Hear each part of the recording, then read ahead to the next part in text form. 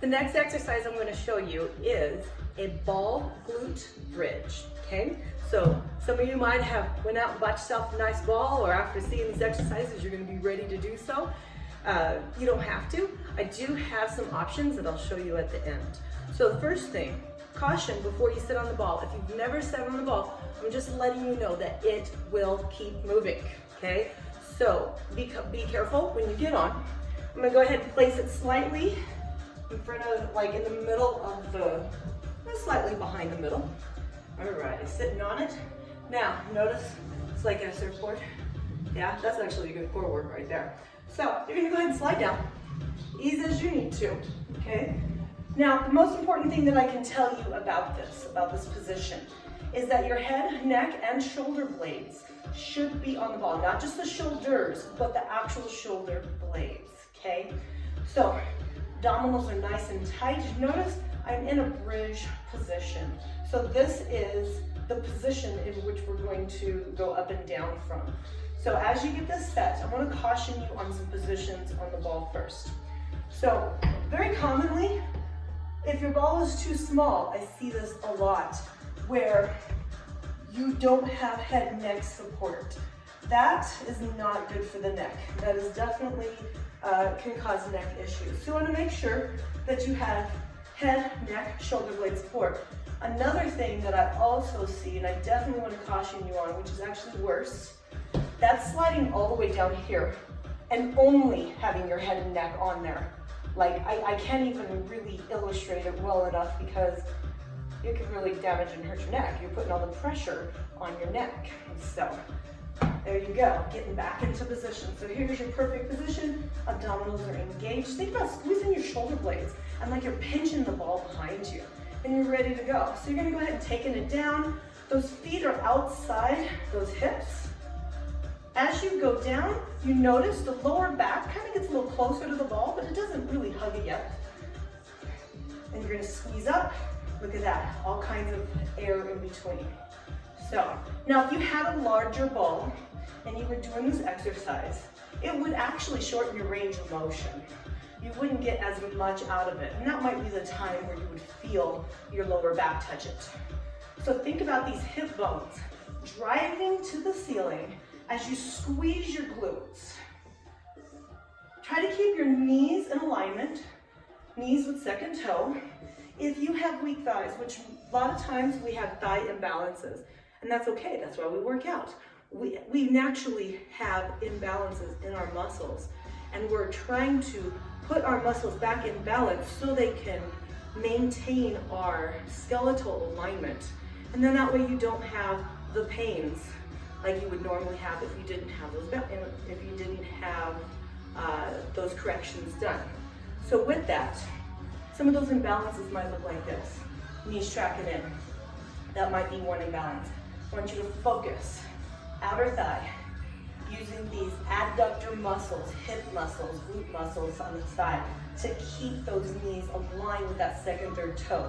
And remember, those feet are just outside the hips.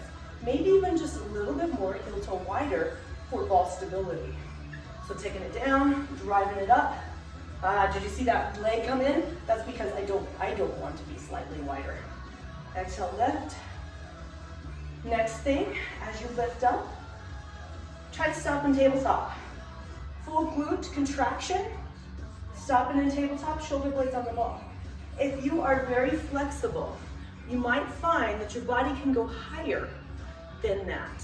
Higher is not always better, okay? So what that does, it puts your lower back in a state of hyperextension, and that puts pressure between the lower L vertebrae and that last one that goes into the sacrum, and you can end up with leg pain. Don't want that. So be nice to it. We want to work it. We don't want to overwork it, and we want to work it properly. So squeeze the glutes, hams as you lift. When you feel ready, grab your weight. So here's my makeshift weight. It's about 9 to 10 pounds with water in it. Depends on your bottle. I weighed them a long time ago. If you wanted more weight, you can go ahead and empty the water, throw some dirt in it. So I'm gonna go ahead and grab my weight here, and get back into position. I like to get into position from the top of the ball. okay? That is the best way to get into that position for me. Slide down, head, neck, shoulders on the ball, feet just outside those hips, knees aligned with second, third toe, taking it down, driving it up. You can put it on lap, whatever, however you can make that comfortable. Dumbbells are nice because they fit right in the crook of that hip. Your objective here is 15 to 20, okay?